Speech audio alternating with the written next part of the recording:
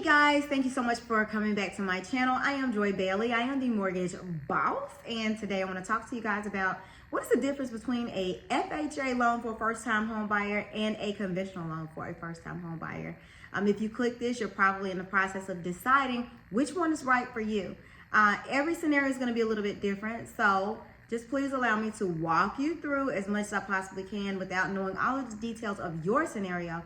But I do think that this is going to be a great framework for you to at least be able to converse intelligently with your loan officer as you move forward through the process. All right, so one of the big differences between FHA and a conventional loan is going to be the credit score.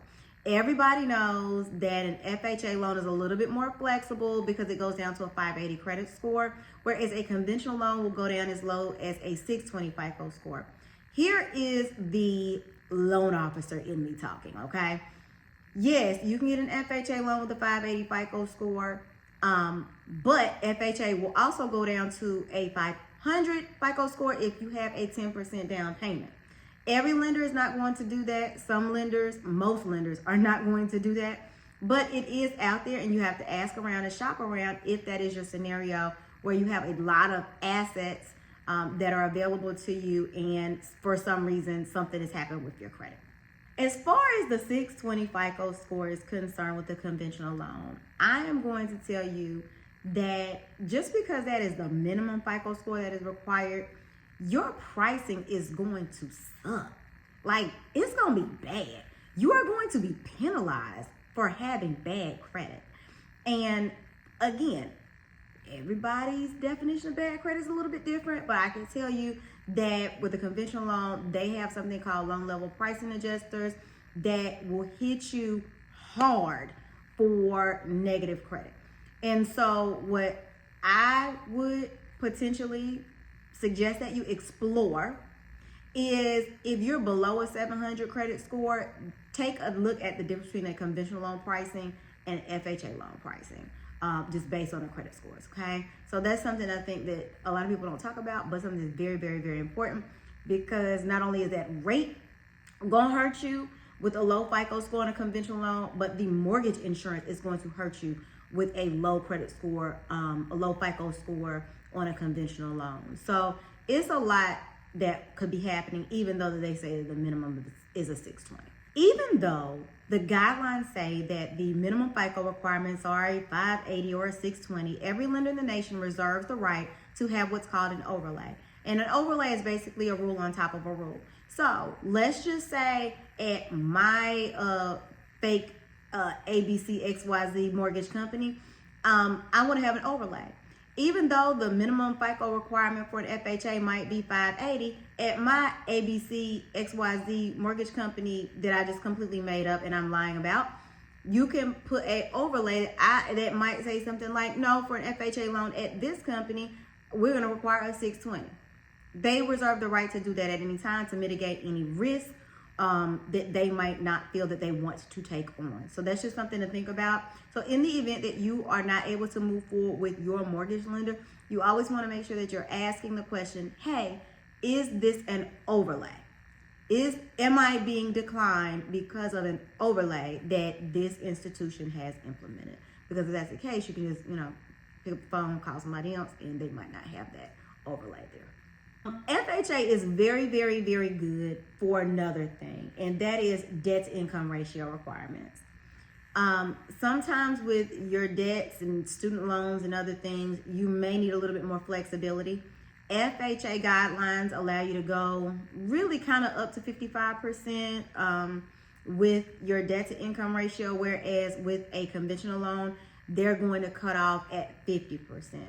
And your debt to income ratio, for those of you who do not know, is going to be calculated by your gross monthly income, so your income before taxes, divided by any monthly debt. So the total monthly debt that you have coming off of your credit report, so like credit cards, car payments, student loans, plus whatever the monthly housing payment is going to be. When you divide those two, that'll give you your debt to income ratio. So FHA is very, very good for flexibility for your debt to income ratio versus a conventional loan, which is going to be a little bit more conservative just because they don't have some of the other things to offset any risk, like I'm about to talk about in just a few moments regarding like FHA loans. So down payment is a big barrier of entry for anybody that is purchasing a home. Whether it's your first time, second time, 15th time, nobody wants to give up that much money, right? And especially if it's your first time, you may have had a difficult time saving up a lot of money. So FHA loan used to be known as the loan for a first-time home buyer because it was only, 3.5% down, which now it is still 3.5% down as a minimum down payment. However, conventional loans with Fannie and Freddie, they have come a long way. They have multiple options to allow you to move forward with only 3% down. So that's a huge misconception.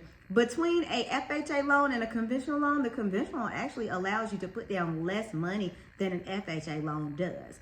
So if you are a second-time home buyer, there are 3% down options available for you too through the programs called Home Possible and Home Ready. Both of those are for Freddie Mac and Fannie Mae, respectively, in their names, that will allow you to purchase a home the first time, second time, third time, with only 3% down. Now, that is going to be based upon your income and what the property limits are in that area. Another huge difference between FHA and conventional is the mortgage insurance. Mortgage insurance is additional money that you are going to pay to offset the risk that the lender's taking on whenever you do not put down 20%. So for FHA loan, if you have mortgage insurance and you only put down 3.5%, you will be required to have that mortgage insurance for the life of the loan. So that means for 30 years, if you're getting a 30-year loan, for example, and you keep that loan and you never refinance it, you will have mortgage insurance regardless of how much equity that you have in your home. If you choose to refinance, which I will talk about in another video about, how to be prepared to refinance. Once you refinance, you will be able to drop that mortgage insurance if you're going from an FHA loan into a conventional loan. As for a conventional loan with their mortgage insurance, if you put down 20%, you don't even have to worry about it. It's not for you to worry about. It's if you want to put down 20%, then don't even worry about having mortgage insurance. It's not going to apply to you. One huge thing about purchasing a home is the mortgage insurance. A lot of times people are like, "Oh, I'm gonna put down 20% so I don't have to have mortgage insurance."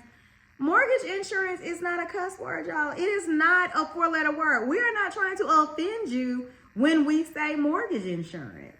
And for people that feel that way, it's really, really unfortunate because the time that they're spending saving up this 20% is time that they could actually be benefiting from actual home ownership because the values are going up. So mortgage insurance is going to be assigned on an FHA loan to any and everybody that gets an FHA loan, regardless of how much money that you put down. No matter how much money you put down and no matter how much the value goes up, you will have mortgage insurance.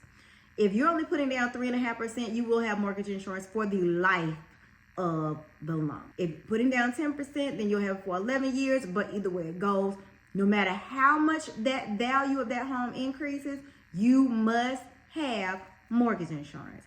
That is for FHA.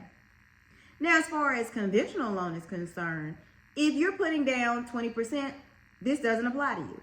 If you're putting down less than 20%, your mortgage insurance can go away as soon as you have 22% equity in your property.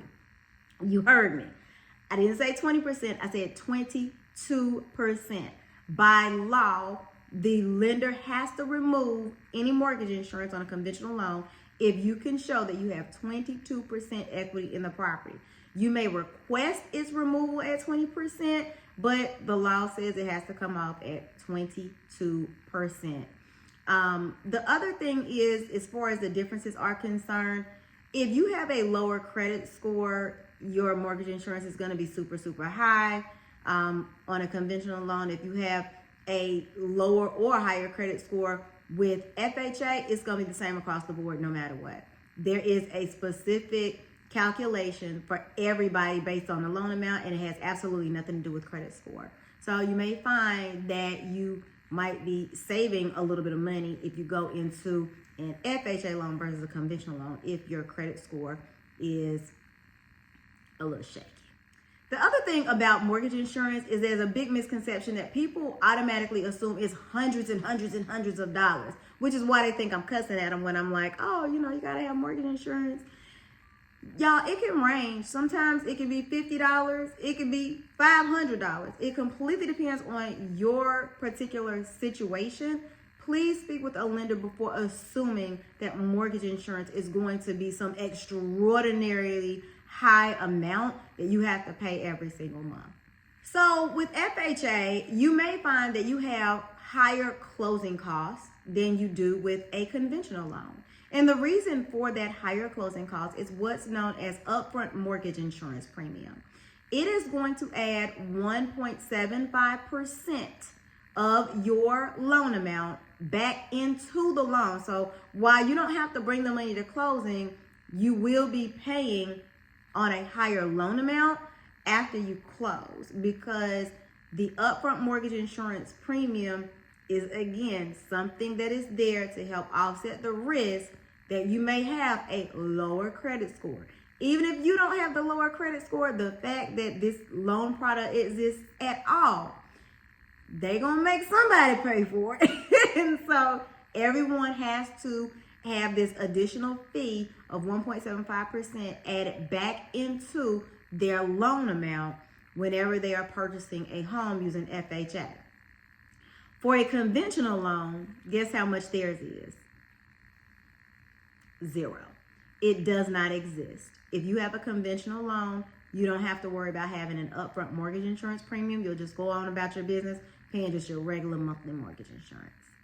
FHA loans are for owner-occupied residences, y'all. They are not, hey, I've never owned a house before, but I want to become an investor. I'm going to have this for my investment property. No, you're not. No, you're not. You're not. This is an owner-occupied loan, owner-occupied residential loan only. You must live in that property within 60 days of closing that loan. Not spending the night sometimes, not I drive by sometimes, but this must be where you sleep 100% of the time. This is where your mail is gonna go. You live in this residence. That is the only way that you are going to get an FHA home loan. Now, later on down the line, should you, for whatever reason, get into turn it into an investment property, that's something a little bit different. But your intention to live there must be, I'm gonna live here full time, not part time, if you're getting an FHA loan. I don't care what TikTok says. Full time, every night, this is where you live. Period. Okay? Now, with a conventional loan, you may put down 3% down for a primary residence that's owner-occupied. You may put down 5% down, 10% down, 15, 20. All of this can be for a owner-occupied primary residence. If you are getting a conventional loan and you decide that you're purchasing it because you want to buy it for an investment property, you can put down as little as 15% down. So, FHA is for owner-occupied residences only. Conventional can be for owner-occupied. It can be for a second home, like a vacation property, or it can be for an investment property. But your pricing is going to change, as well as the amount of money you have to put down. There is a scale that we go by based upon what you are using this property for. And another big difference, just to kind of wrap everything up in a little bow, depending upon the neighborhood that you are moving to and the type of property that you would like to buy, the loan limits are going to be different. FHA is always going to be the lower loan limit maximum than a conventional loan. It's just another way, again, to kind of offset the risk a little bit there. You guys, make sure that if your loan limits in your county, like I live in Mecklenburg County, and as of right now today, while I'm recording this at the end of September, the FHA loan amounts have not come out for 2023. So as of right now, and I'm rounding, $420,000 for an FHA loan. If Joy decides that she wants to go out and buy a $500,000 house, one of two things need to happen. One, I either need to get a conventional loan, or I need to put down $80,000 to bring it down to a loan limit that FHA is going to allow for me to move forward with on my loan application. So you may find if you're in a scenario where you have lots of money and you have high